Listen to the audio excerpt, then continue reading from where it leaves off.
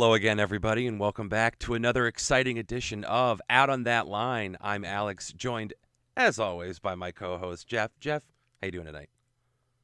I'm doing great.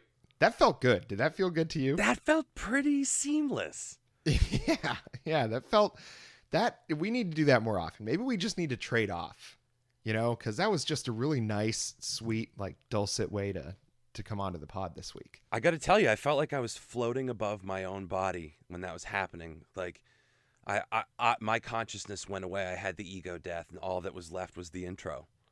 Hell yeah, brother. Just pure talent. I guess so. I didn't want to Cream of the say it. crop. I didn't want to say it for fear of being stuck up, but thanks for saying it. Cream of the crop, baby. What are we doing this week, Geoff? We want to tell the people?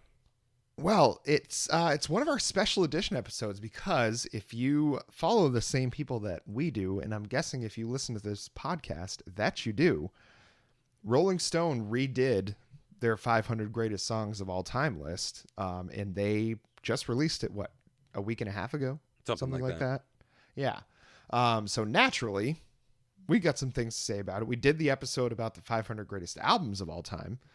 So when they released this list, 500 greatest songs of all time, I almost think this is more conducive to our podcast than the albums one was, because you're talking about smaller chunks of things that you have to talk about. So it's, I think, much easier to get a full idea about each thing that you want to cover. Yeah, and I've gone back and forth on what I think is the harder challenge, picking the greatest album of all time or the greatest song of all time. They're apples and oranges, but I feel like in my mind, one of them has to be the more difficult task. I think the one I would have the hardest time with is album, just because there's so much shit on an album. You're not just judging that one song. But then, as we're going to see when we get into talking about the list, like, what's your criteria? Is it the quality of the song alone? Is it the, like, socio-cultural contributions of the song? Like, its standing? Is it, like, time and nostalgia? And let's be honest, the baby boomers have, like, christened this song as culturally significant. Like, I don't know. I don't know what they use to make these rankings for Rolling Stone, and I really don't know, like, how we should go about it. I've thought about it a little bit. I think it's the sort of thing where they look at the songs and it's not just about sales, it's about cultural impact and staying power. And is that song still around? And I think as we go through that, that's one thing that they all have in common is everybody knows every single one of these songs that we're going to talk about. And I think that goes a long way towards them being in the top bunch of songs of all time. We're going to talk about specifically the top 20, more in depth with the top 10, just to kind of give some context into what we're talking about this week. But it's just, that's one thing that every single one of these, except for like one, maybe two songs on here, do I think are like more niche than the rest of them are as far as like just total worldwide popularity. But every one of these has a place on this list.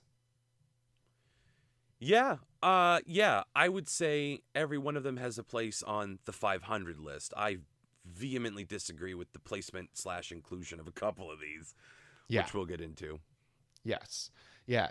But it's like, that's the kind of thing, this song, best song of all time, I feel like is so much more subjective than best album of all time. Yes. Okay. Yeah. I think, I don't know why I feel that way. I just think like, cause a song is going to hit everybody in a certain way. Yep.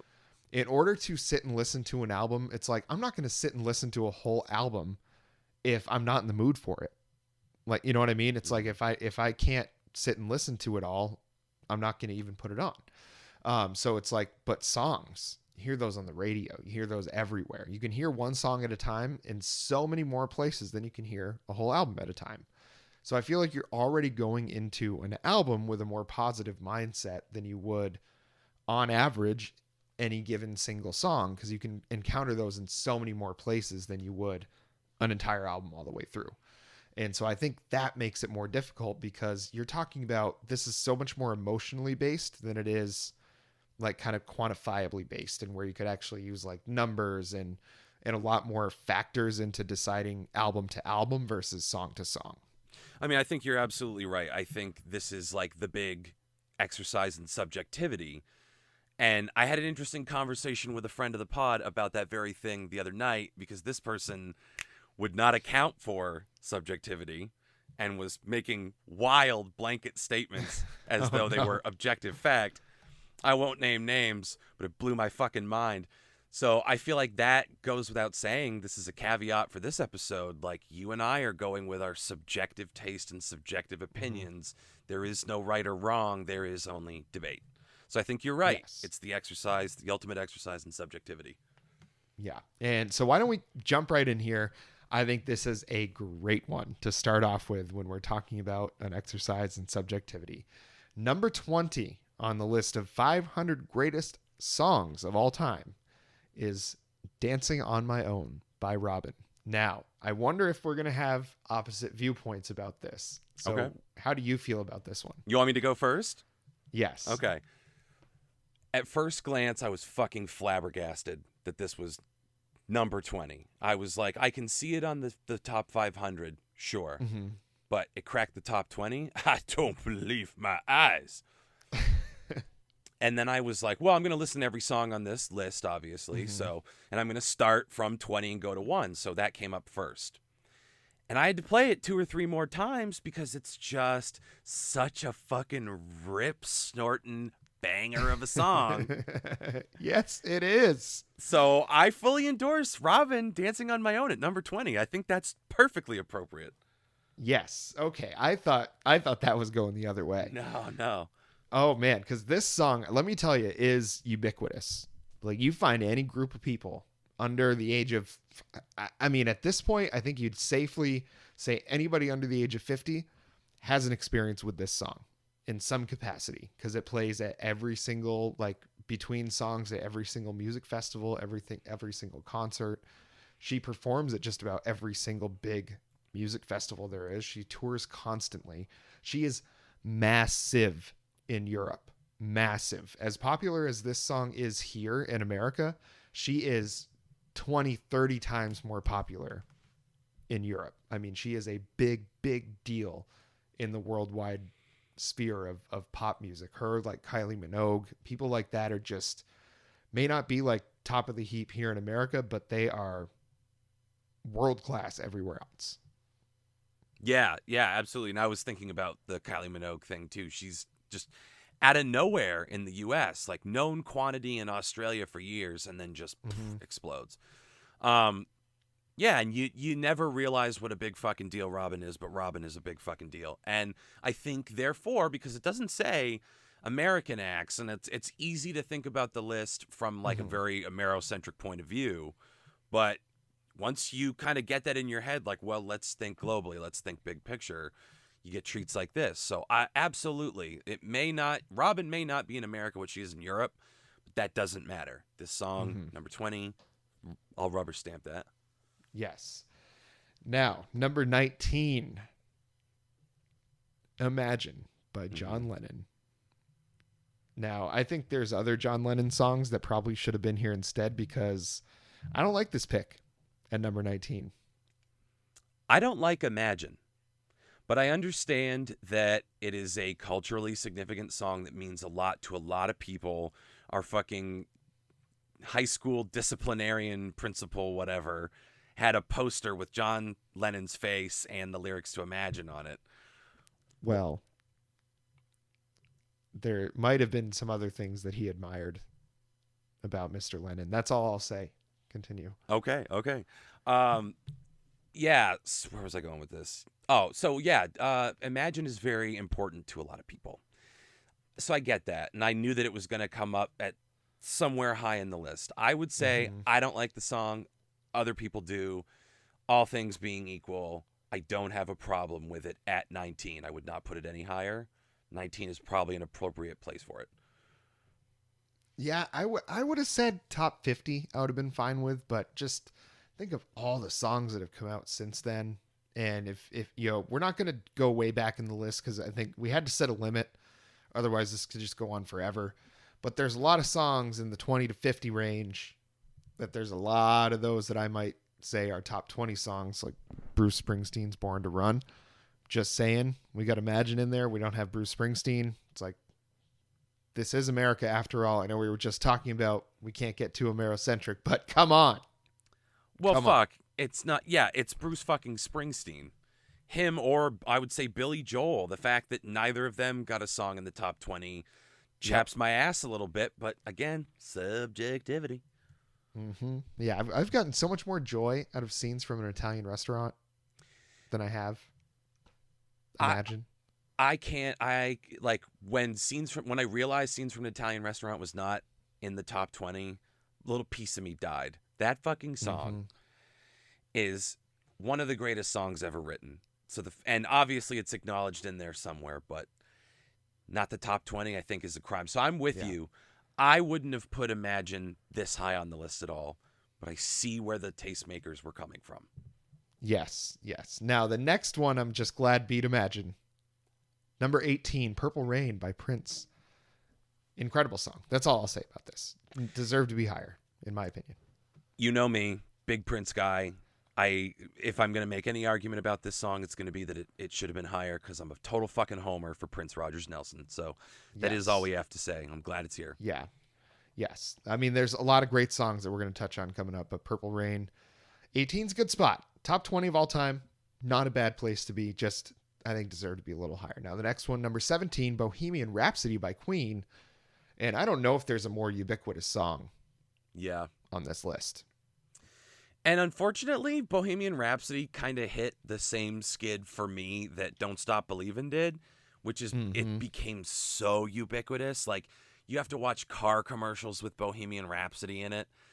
And after a while, you just become a little desensitized to it. You don't enjoy it as much as, like, that was one of the first 8 songs I had on my iPod that was the size of this external fucking hard drive. One of the very first little scrolly wheel ones. Oh, yeah. That was one of the first 8 songs I had on there, and I listened to it. Was like a bunch of Queen songs and some Aquabats. And I remember listening to Bohemian Rhapsody and just like shitting my pants. I'd never listened to it closely. I'd only ever heard like excerpts from it. So yeah, it's a great song, and unfortunately, I've become like slightly numb to it. Yeah, that's fair. I mean, I still really can't stand Don't Stop Believin'. So I'm so glad that didn't make it. Okay, I'm gratified you feel that way. I'm pretty over that song. That was the graduation song for the 05 graduating class from Spalding. Was Don't Stop Believin'. Really? For shoot? Yeah. Wow. Yeah. How'd you feel about that? I hated it, man. Everybody just break out singing it all the time. Fucking sucked. Oh, that's fucking terrible, dude. Oh God, it was so bad. So bad. Such a bad song. Journey's got some bangers, man, but God, that song sucks. That is not one of them. That is not one of their bangers. I'm sorry. No, we're talking Separate Ways. Wheel in the Sky. I mean, they got some certified bangers. You want to get tender, ballads, you go with Faithfully. Lights. Yeah. Open Arms. I mean, you want whatever mood you want, Journey's got it. Oh, yeah. Don't Any stop way believing you in it. want it. Yeah. Oh, fuck. All right, yeah, so that was, I guess that was Queen. Yep, that was Queen. Next one. We're going to get through this, man. All right, next one. Crazy in Love by Beyonce featuring Jay-Z. Now, this one took over the world at one point. I think reintroduced the world to Beyonce as like a solo entity versus, just kind of she had kind of the Justin Timberlake effect on Destiny's Child where it's like, yeah, the other ones are good, but like you could tell who the star of the show is. Yeah. And Destiny's Child, it was Beyonce. I think it was a closer match between Kelly Rowland and Michelle Williams and Beyonce than it was Justin Timberlake and literally anybody else in sync. But this song was a banger, an absolute banger. Well, yeah, I think you're right. It was the coming out party for Beyonce as a solo act, and time has only gone on to prove everybody right when they said there's an obvious star in Beyonce. Yeah. So I don't know. There are songs I definitely like more of hers, but I think this was the appropriate one to put up there because, like you said, it took over the fucking world, and it was the start of the whole thing. So yeah, I have no problem with this where it is. Good pick. Yeah, and I think is Jay-Z the only one that kind of just latched on to a top 20 song of all time. Like, I'm looking at the rest of these. These are all solo songs or full band songs of people that are already all in the band. He's the only one that's like, he wouldn't be here if it wasn't for Beyonce. Yeah, prestigious by association. Yeah. You better thank your I mean, wife, not Jay. that he's got bad songs, but Jay-Z's not going to put a top 20 song of all time out. No. No shot. Beyonce's got those chops. She's got probably 3 or 4 of them that could have been in that. Yeah, again, like I said, there are plenty of her songs that I could slot in there. But I think, yeah, if this is the first one, stomp the world, why not? And Jay-Z gets in there. Good for him. Yeah. Don't let Finally, the something works gatekeepers. out for him. Yeah. Gosh. We've been really rooting for that guy. Nothing but bad luck, and finally something went his way. It's nice to see him get a W for once. Yeah, thank God. You can finally pay off those creditors. Now, the number 15. I Want to Hold Your Hand by the Beatles. You ever heard of them? Here's my position, and this is going to cover another song on the list. The Beatles are a fucking gimme. Anytime you're talking about the greatest song ever written, there are any number of Beatles options that you can slot in. It's just a matter of preference, I guess. So, I mean, I like almost can't have an opinion on this. So I'm like, of course, there's multiple Beatles songs. Yeah, it's like, you know who you're going to get on here. I mean, everybody knows you're getting the Beatles. I think the Beatles are the first one. I guess Queen, maybe, but like the Beatles are the first one that it's like, there's no surprise that they're up here. Like, none whatsoever. It's not really an argument you can make against it. That was like the big one that set them off. And I mean, I don't know if we can like accurately compare Beatlemania to anything this generation has ever seen. But I mean, I remember working at a hotel when Shawn Mendes was staying there, and I was working the like closing shift. So I wasn't out till like 11 o'clock, midnight, somewhere in there.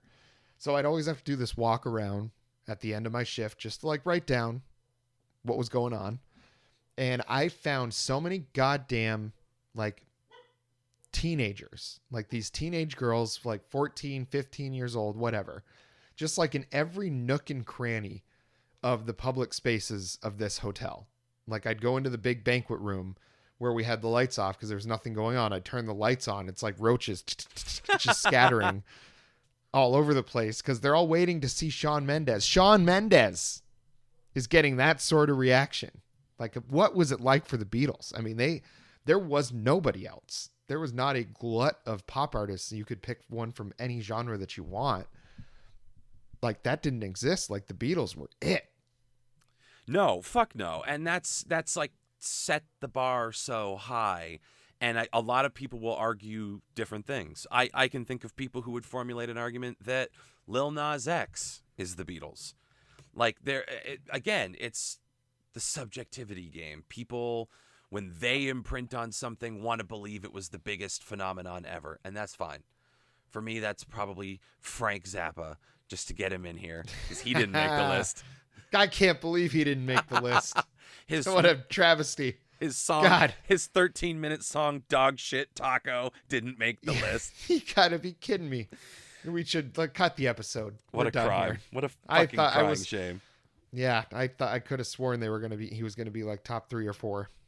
Robbed. But see, nothing you can think of really matches the level of the Beatles. Nope. Nothing. That's So why they're number 15 on the list. This song, beaten out by number 14, Waterloo Sunset by the Kinks. Exactly. Exactly. perfect. I knew that neither of us were going to have anything to say about this one. Like, what is it doing here? Dude, I don't know. I guess it's good. It's fine. I'd never heard it before. The Kinks are kind of a musical blind spot for me because, hot take, I think the Kinks are kind of fucking boring. Yeah, I mean, they're like every other... At that point in time, I'm sure they were the cutting edge, man. Sure. You know, it's just like it's not exciting anymore. It was then. It's not now. We have Slipknot now. Guys wear Halloween costumes on stage. Have you seen a Guar concert? Yeah, We're supposed to get excited about the Kinks? Yeah, I can't manufacture the enthusiasm. because Yeah, I'm way come on. more into others. Try Moby Grape or Love or Mark Bolan, Tyrannosaurus Rex, T-Rex, David Bowie, whatever the Sure. fuck you want to do. The Kinks have just never tripped my trigger at all. There are some I like Living on a Thin Line mostly because of that Sopranos episode. Mm-hmm. That's yeah, I'm just not super into the Kinks. So like you said, this kind of landed with a thud. Yeah. Yeah. Weird one. But we move right into a banger. Gimme Shelter by the Rolling Stones. Now, you want to talk about an all-time great song that nobody can sing properly, but everybody tries, is Gimme Shelter. Oh yeah. Yeah, there's no imitating this one. And I would have put it higher on the list. I think, yeah, there's a couple in the top 10 that I think could have swapped with this one pretty easily. Yeah, I can think For of a sure. couple. I would have sent to the fucking farm league. Yeah, and I'm normally not a big Rolling Stones guy. Like, I like the either. Rolling Stones, but they're definitely like, I think they get looked at as like, oh man, they're the badass. They were the edgier Beatles. I can't think of accurate description. I guess like if the Beatles were like Hanson, they were Nirvana. Like is how people try to make them sound, and it's just like that's not the case. Like the Rolling Stones were they might have had more innuendo. But that was it. The Beatles did more drugs. The Rolling Stones had more sex. I think that's just what the difference was. Yeah, no, what's cool about Gimme Shelter too is the whole, like, it was written about the Rolling Stones and their nightmare at Altamont. The music festival where that woman got like bludgeoned to death by a Hell's Angel or however it was. Yeah, that they hired for security. Yeah. So stupid. Yeah, pretty fucking wild. So yeah, they wrote this after Altamont, and I think, like a lot of other songs, as we go into the top 10, it's kind of a time capsule. Like very much speaks to the age in which it came out. So I mean, this is the Rolling Stone song I would have picked, and I would have put it just a little higher. Yeah, this one I think it's like you just hear this one over scenes from Vietnam, like old Vietnam War movies. Just Gimme Shelter and that goes together like white on rice, The next one, Superstition by Stevie Wonder, is number 12. Now, I think that's perfectly fair spot for this one to be. I agree. I'm just totally content with this song being here. Stevie Wonder, I think, needed to be represented. They needed at least somebody, or at least a few people from that, like, kind of soul, funk, R&B world, because that genre of music was huge. So it's like they needed some representation on this list and in this position. So I think that's a great spot for him there, number 12. Oh, I completely agree. The shit that Stevie Wonder was able to do when he broke out, like no one had ever heard that before. So let's do it. Superstition, number 12. Yeah, he rocks. Go check out some of his albums, folks. He kicks ass. Music of My Mind is so good. Is so good. Yeah. All right. The next one, you are probably going to have some things to say about this one. Did you want to bring it in here? Sure. Number 11 is God Only Knows by the Beach Boys. And as we know, I am a card-carrying member of the Beach Boys fanhood. I keep saying this. I get why they chose this one. I get why they chose this Beatles song or Beach Boys song.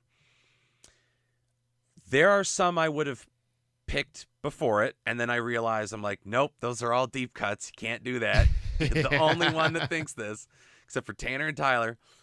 I think Good Vibrations is more interesting, but it's musically interesting, and I think God Only Knows the sentiment behind it. Brian Wilson was a very spiritual guy, so he put a lot of that like spiritual curiosity into the song. It's got a great loving message. It's a perfect, affectionate song. Once again, I'm a Beach Boys homer, and I might have put it higher, but I'll take 11. Yeah, that's you're not gonna be too disappointed with any spot on the top 20. The only way you're gonna be disappointed is your favorite artist isn't on there. Bruce Springsteen not being in the top 20. Crazy talk. We'll get back to the list. But I think I've listened to a lot of Beach Boys. Definitely not anywhere near the amount that you have, but like my dad was a big Beach Boys fan growing up. So like I've heard a lot of Beach Boys and I love the Beach Boys. I think the reason they went with God Only Knows is because that is like the most iconic harmonization that they did in any of their really popular songs. They had a lot of harmonies and melodies in like Surfin' USA and like the big time radio hits that they're like most famous for. And, you know, it's just, I think God Only Knows being not really like a party song or like a tossed off kind of joke song, like let's go to the mall. You know, it's not like that sort of thing. I think that's why, is because they knew the Beatles were, or not the Beatles, the Beach Boys are a serious group, but you want to make sure I think that's why they chose like probably arguably one of their most serious songs. Yeah. To show that they were serious as musicians. Yeah, you can't do Ding Dang from the Beach Boys Love You. Have I ever played you that song? No.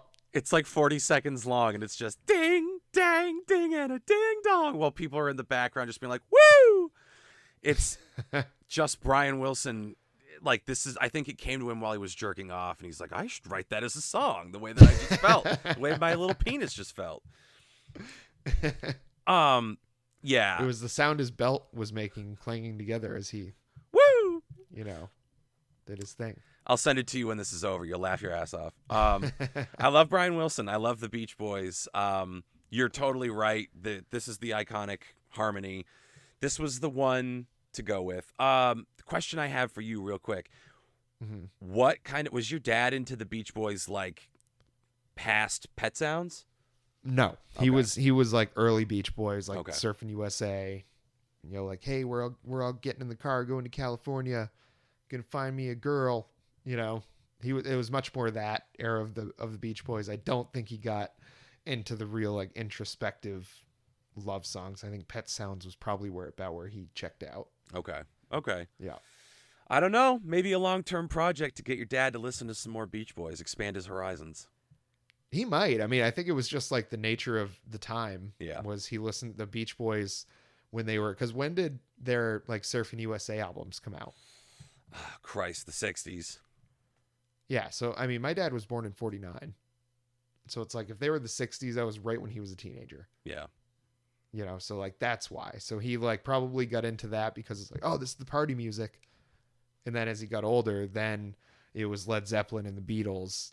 And I think the Beach Boys got kind of passed by because my dad's a rock and roll guy. And I think as soon as you get to, and the Beach Boys played some rock and roll music. I'm not going to totally exclude them from that genre, but not a rock group in the same vein that Pops was really listening to, I don't think.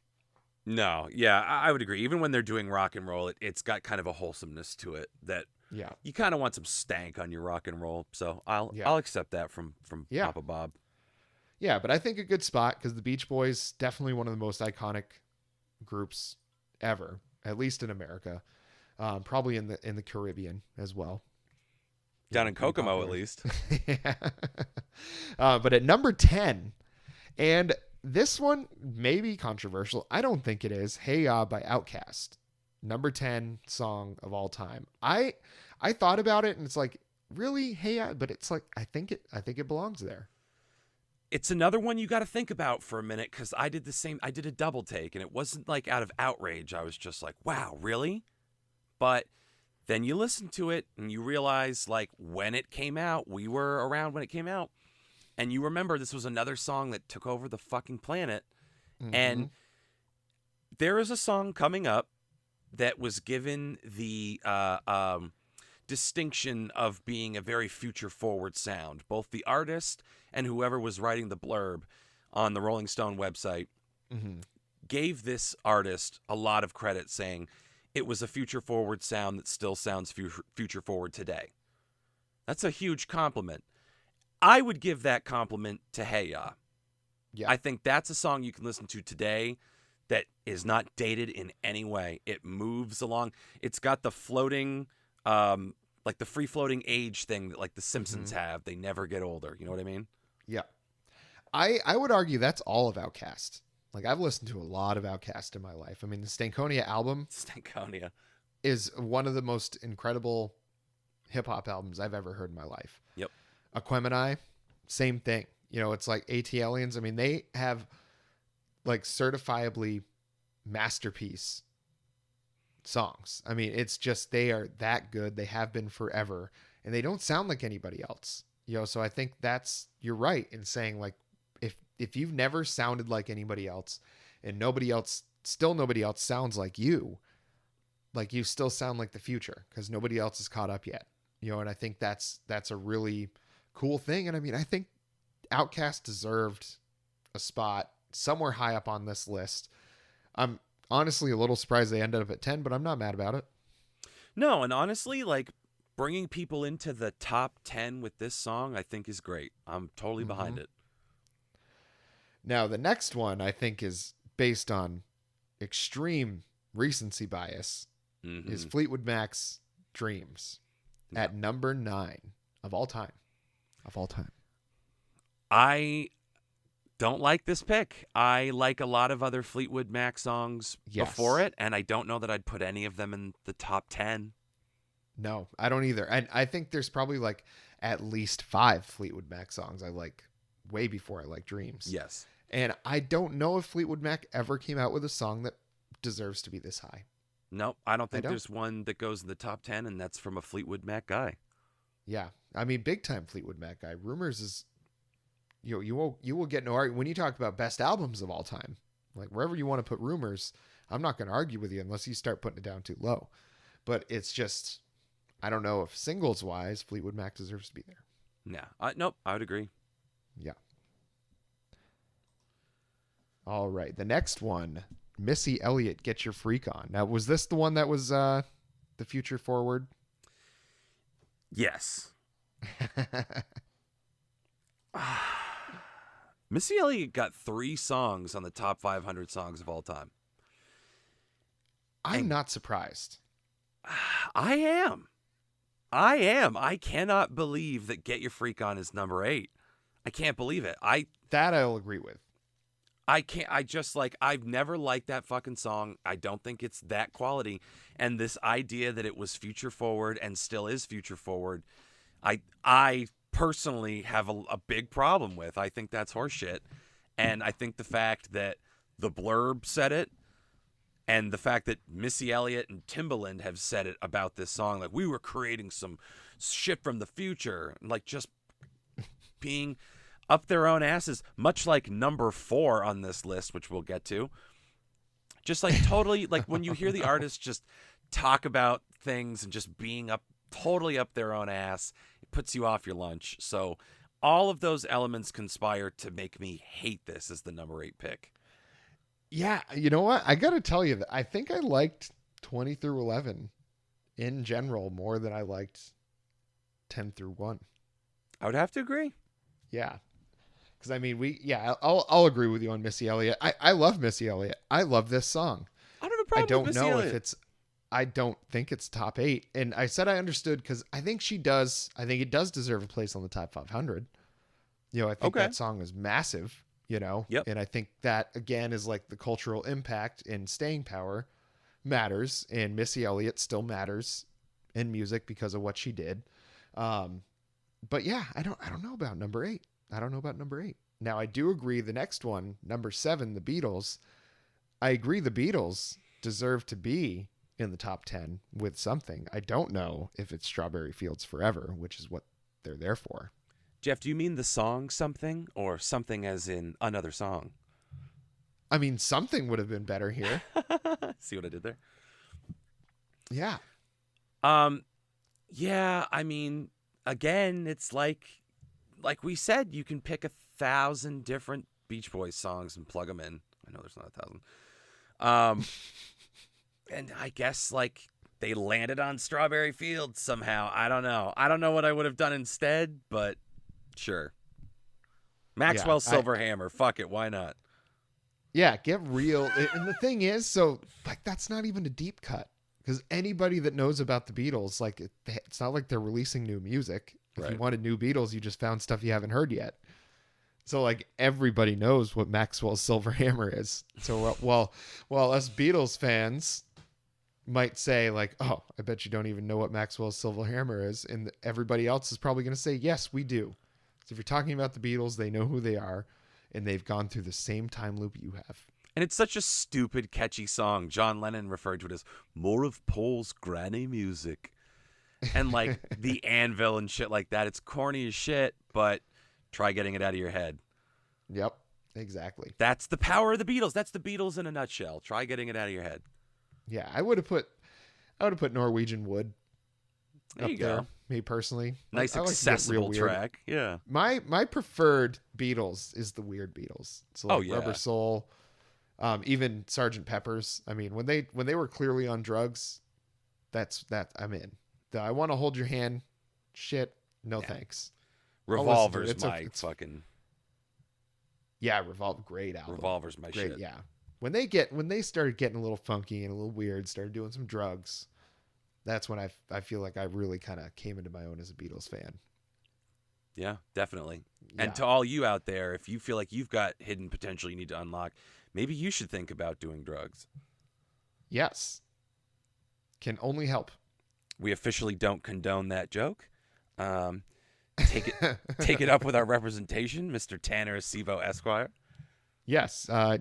Email us and we'll give you his home address. You can go see him in person. There you go. I've got bank account numbers too. Yes, whatever you need. Number 6, Marvin Gaye, What's Going On? I think no surprise here. I almost think this one should have been a little higher than number 6. I might have swapped 6 and 2. Yeah? I think I would have swapped 6 and 2. To be honest with you, I think I'd swap it with any of the top 3 and be fine with it. Yeah? Mm-hmm. That makes sense. Yep. I mean, it's all-time classic song. It has never stopped meaning something. Yeah. You know, I think a problem is when we get to the top song, what it meant when it came out versus what it means now are two very different things. This is one of the very few songs that I can think of. And if there's more examples of this and you want to let me know, just shoot us an email or tweet us or something. But as far as what it meant when it came out and it almost being more meaningful now, you know, because I think now instead of it being just a hopeful kind of protest song preaching for love and peace and understanding and, you know, all these great ideals, now it's kind of a reminder that we still haven't done it, that we still don't have those things. So it's like we hold on to this song as like we're still holding on to the hope. And I don't know of a lot of songs that carry this kind of weight. To quote another artist who was robbed of a position in the top 20, you took the words right out of my mouth. I completely agree with all of that. I think it is a song, once again, of its moment that has retained its message. It means the same thing now as it did when it came out, precisely because of what you said. We still haven't done it yet. We still haven't addressed the things that the song was asking us to address.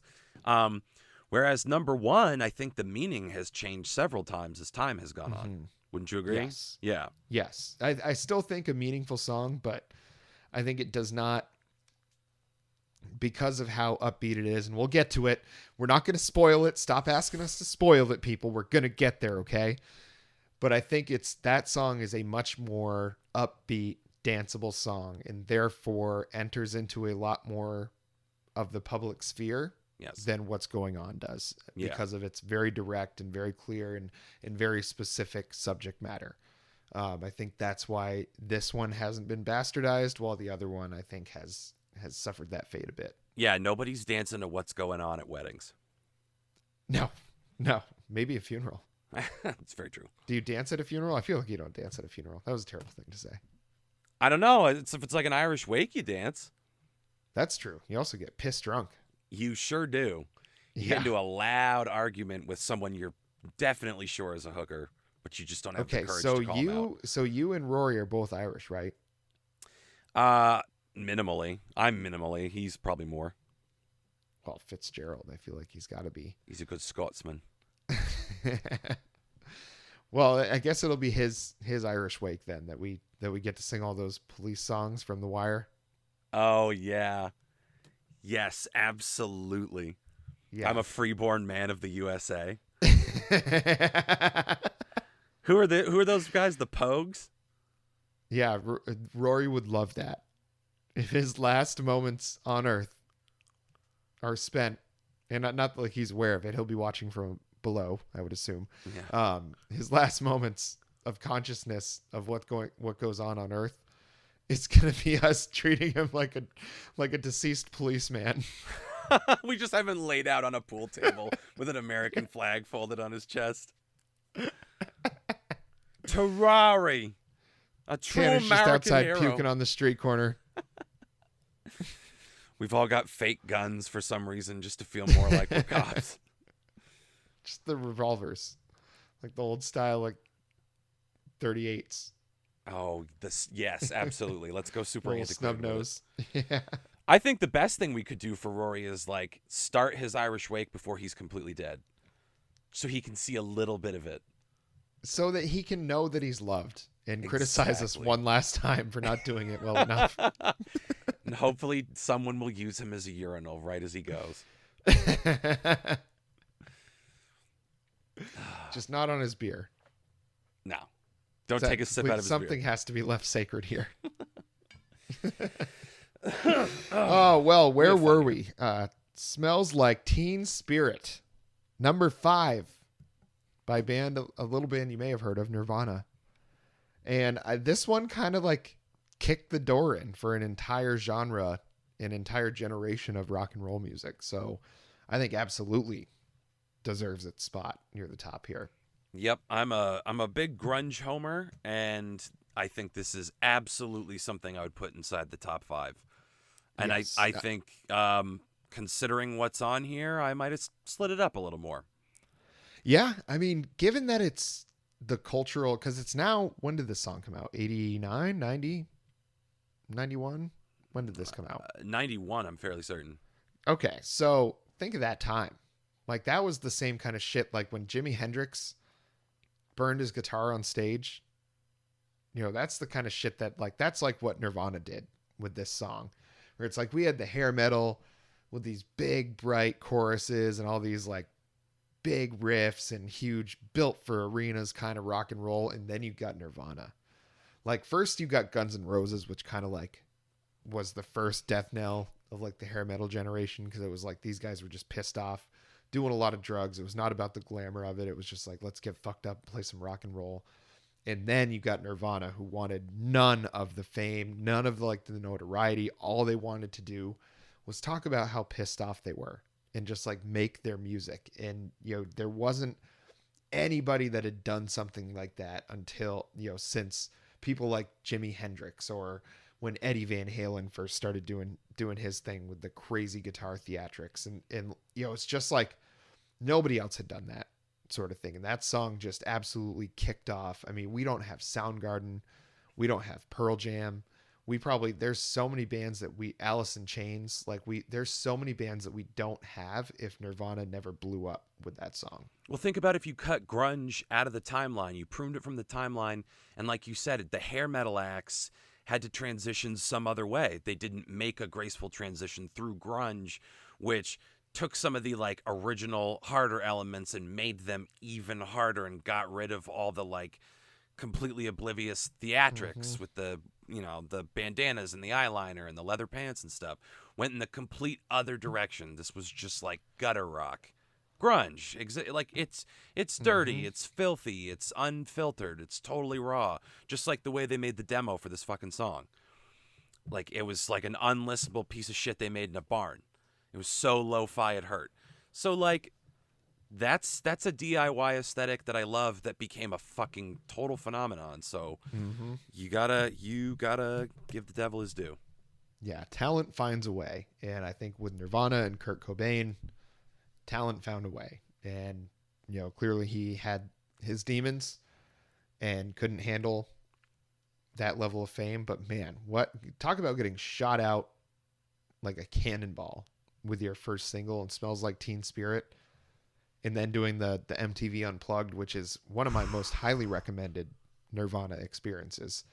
I mean, it's just one of the most incredible pieces of art that you'll ever watch, because you're literally watching kind of the demise of one of the greatest artists of his generation, you know, and it's just like a very incredible watch. The whole story of Nirvana is a really incredible kind of thing, and just Feel lucky that we had them. Feel lucky that things like Smells Like Teen Spirit did what it did and got us out of the, got us reset the cycle back towards like music for the sake of making music rather than commercial success, which I think was what was happening for the most part before that. Yep. And then Kurt Cobain's nightmare was the commercialization of his music, of that aesthetic, and it came to pass, and I think that had a lot to do with why he's not around anymore. So, tale as old as time. Yep, absolutely. Now we move on to number 4. And to be honest with you, one that I'm surprised is this low on the list, given the magazine that we're talking about. It's Like a Rolling Stone by Bob Dylan. I could have sworn this would have been number 1, and not through personal preference. Yeah. But I was dead certain this was going to be number 1. I could never get into Bob Dylan. I appreciate that he's culturally significant. This is the rehearsed speech I've got. I respect that he's culturally significant, and a lot of people appreciate him. I myself have never been able to get into Bob Dylan, not for pleasure, not for my own edification. I really don't give a shit, and the dude is a fucking prick. So that's pretty much all I got to say about this one. Well, now that we know how you really feel, I will say that I love this song. I don't know if I believe that it's as culturally relevant as it used to be, as it once was. But I do enjoy this song. I do enjoy Bob Dylan quite a lot. Bob Dylan was I'd listened to a lot of Bob Dylan. There was a lot of Tom Petty and the Heartbreakers, a lot of Johnny Cash, all of them kind of like in a cycle for me. And then obviously Bruce Springsteen is like sprinkled in there, but I went through like a big phase where listening to these singer-songwriters was like a big thing that I was doing. We were discussing before the podcast Bob Seger, but this was when around the same time I'd listened to Bob Dylan, Bob Seger, Bruce Springsteen, like all these iconic singer-songwriters at the same time, and like Bob Dylan was a big part of that rotation for me. Now there's a lot of Bob Dylan that I'm like, that stuff sucks. Like mostly anything he came out with after like 1970, basically. But Like a Rolling Stone, him going electric was the same kind of mind-blowing thing that happened in music as it was when like the Beatles came out with I Want to Hold Your Hand. It's like he was supposed to be the representative, the shining star with an acoustic guitar in his hand, and then all of a sudden he plays electric at the Newport Folk Festival and people lost their goddamn minds about it. And, it's just like that was, I think, one of the more rock and roll moments that we've had is he was like, I want to do this, so I'm going to do this. Him as a person, I'm not going to argue with you. I have not heard very good things. And I've not heard very good things about seeing him live. I heard it sucks. Yep. I heard it has always sucked. But I enjoy his music. And I'm surprised that he's not higher on the list with this one, to be honest with you. That's fair. And I would say like Blonde on Blonde, Highway 61 Revisited. Like that's, I get it. I get it. It's just not, there's a couple things I like. Like anybody. I don't completely hate anyone except maybe the Eagles. Yes, give in to your anger. Because yes. I honestly, I things I used to like from the Eagles, I think I was just trying to like I tried really hard to like Fish because we're from Vermont. And if Fish is a Vermont band, and I was like, I probably should like Fish. No, it's garbage. It's garbage. It's stupid shit. Watch us have Mike Gordon on this show someday. I mean, it wouldn't be difficult to do, right? Doesn't he like know Pete? I think so. Yeah. Or no, Fishman. Yeah. Yeah, Pete knows that Fishman. guy Willis. Yeah. Like opened for them once or something. I think so, yeah. Yeah. At any rate, yeah, just Bob Dylan has never really been for me. Sorry, everybody.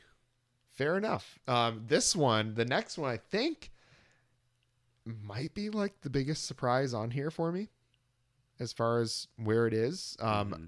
Maybe for the reasons that it was made, obviously I think it belongs in a prominent spot, but A Change Is Gonna Come by Sam Cooke. Now, Sam Cooke is looked at alongside like Otis Redding and Marvin Gaye and artists like that and Al Green and people that were like these iconic, great soul singers, from like the 60s, 70s, I think even into the 80s for some of them. but I don't know. I don't know if I expected a Sam Cooke song in the top 10. Yeah, no, as they say in Wet Hot American Summer, unexpected. Yeah, I didn't either, and now I'm trying to think, like, if you were, I don't have a problem with it. I just didn't expect it. And I feel like there are a couple songs, number one, number two, and What's Going On, that cover a lot of the same territory, like culturally and thematically. So I'm trying to think of what I might have swapped in, maybe not necessarily at number 3, but in the top 10. And I don't know. I not trying to stroke your ego here, but I might go Springsteen or Joel. And maybe like Bowie. I love Bowie, but I don't know. I might have gone Springsteen or Joel. Yeah, and even if you like just bump this one out, move everything else up one, and like just pop Springsteen in there around like after 10 or something, Yeah. you know, I'm not going to argue with you if you don't think he's top 10 of all time. I personally think so, but you know, thankfully not everybody thinks the way that I do. But yeah, I feel like, I don't know, it's a great song, but there's a lot of other songs I think that have had a much bigger impact for me. Number 2 being one of them that has had a much bigger impact than the Sam Cooke song is Fight the Power by Public Enemy. Yeah. And again, I think I would have swapped this and What's Going On.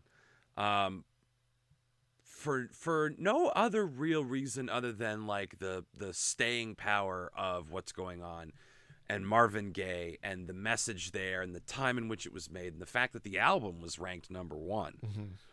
So I think on the strength of all of that, I would have bumped What's Going On up to number 2. It's not like I have a problem with Fight the Power at number 2 at all. It's just, it was a borderline arbitrary thing where I would have flipped those two because they're Fight the Power is almost like a sequel. It's an updated sensibility for the same shit that they're talking about in What's Going On. I think it's cool too, like the Bee Gees and Saturday Night Fever. This album, never had there been an album and a movie that were both phenomenon and were linked and were integral to each other. And I think Spike Lee and Public Enemy definitely did that with Fight the Power and Do the Right Thing.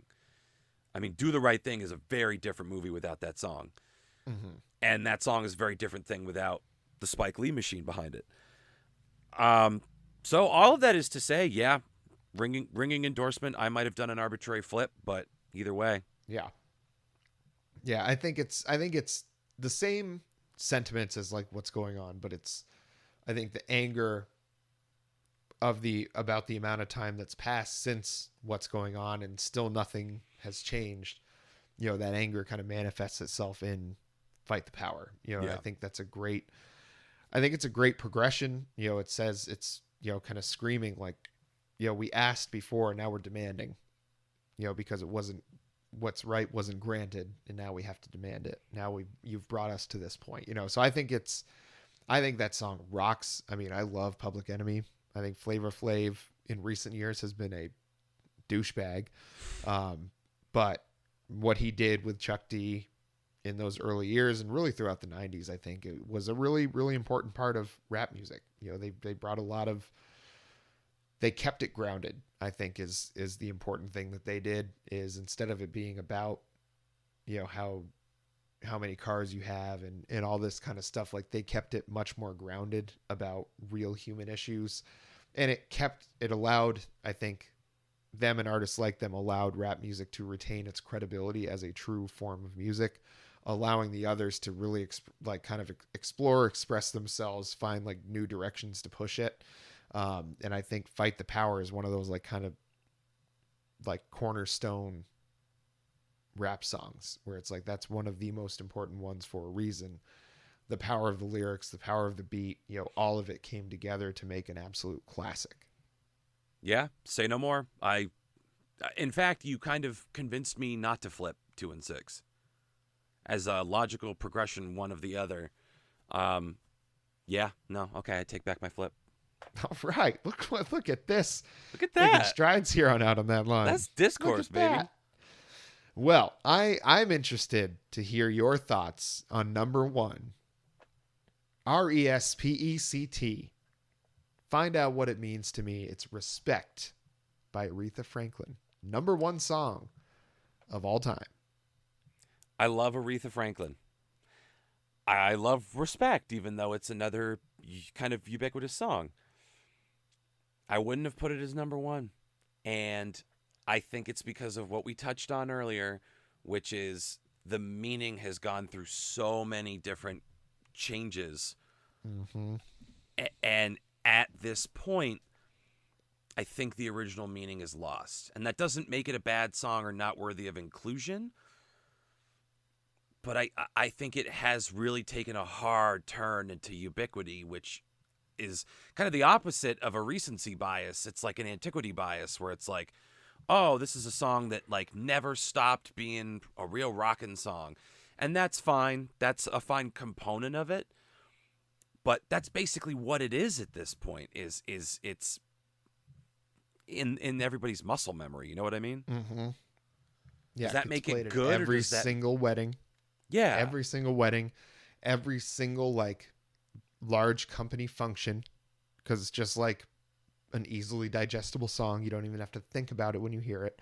I will guarantee you everybody listening to this podcast knows every single in and out of that melody. Maybe not every single lyric or like all the words to it, but you will know, you could probably hum that entire song fairly accurately because I know how many times that everybody has heard it in their lives. And when you factor in that, where it's like, what other song has been just like absolutely has taken over the world? You hear it everywhere 50 years after it came out, 60 years after it came out. When was this? Like 1962 or something like that? Fuck me. I don't know. I can't remember. Like it was a long ass time ago. Yeah. I mean, it's been around forever. One of the greatest voices of all time. Came out in 1967. Okay, wow. Later than I thought. Yeah, so this is 54 years old. That's how long ago this song came out, and it's still, I guess that's why it's the number one song. What other song is still just as like ubiquitous and relevant today? Yeah, but I guess that therein lies my question. Is this song ubiquitous because it's great, or is it great because it's ubiquitous? And I don't know if I can answer that, and I don't think either of them is a diss. I think it's an important distinction. It's a great song. I love Aretha Franklin. I fucking pop for this song every time. I just don't know if it's number one. And I don't have any other problem other than like this nagging thing about how like omnipresent it is. And we have been chasing perpetual motion for how long? Since the dawn of time. Yeah. I mean, we've been trying to find a way for unlimited energy. Why have we never looked at why Respect is just as popular today as it was in 1967 when it came out? Why have we not looked at that as an example of perpetual motion? Because it seems to be the best example I've ever seen. I mean, I guess you'd have to say so. If it's been ranked the number one song of all time, make your fucking cars run on that, Elon Musk, you dumb fuck. Yeah. Well, I mean, he can't even get a rocket off the ground. He can't figure that out. I can't believe he even worked up a lick of sperm to impregnate his wife, to be frank. Oh, God. If that's... I'll bet you someone else did it. Very well could be. That'd be really funny, actually. I'll bet you a big-time Bitcoin investor did it. Elon Musk is the Bob Dylan of tech bros. That ought to piss some people off. I could defend that, but you know what? I'm gonna let that one stew. I'm gonna let that one wash over the audience. I'm gonna let it marinate. And if you've got something to say about it, then you find us on Instagram at Out on That Line. You find us on Twitter at Out on That Line 1. You email us at outonthatline@gmail.com. You can even comment on our YouTube videos by searching hashtag Out on That Line on YouTube, hitting that subscribe button, hitting that little bell, that little notification button. So anytime you get a new video up there, you get notified of that. And Alex, was there anything else this week that you had a burning desire to talk about? The burning sensation just came to me. I figured out what I think I would have swapped out with Sam Cooke. Like you said, smush everything to the front and add something in at number 10. Comfortably Numb. I think I'd put Comfortably Numb in there at number 10. Done. All That's right. a great pick. As second week in a row, I'll do a Costanza. That's it for me. Out on a high note. Well, let us know what you want to hear, folks. I think we have an album submission in the works for the next episode. So I guess keep an eye out for that. And if we don't seem excited about it, just realize that we are. We're very, very excited. Until next time.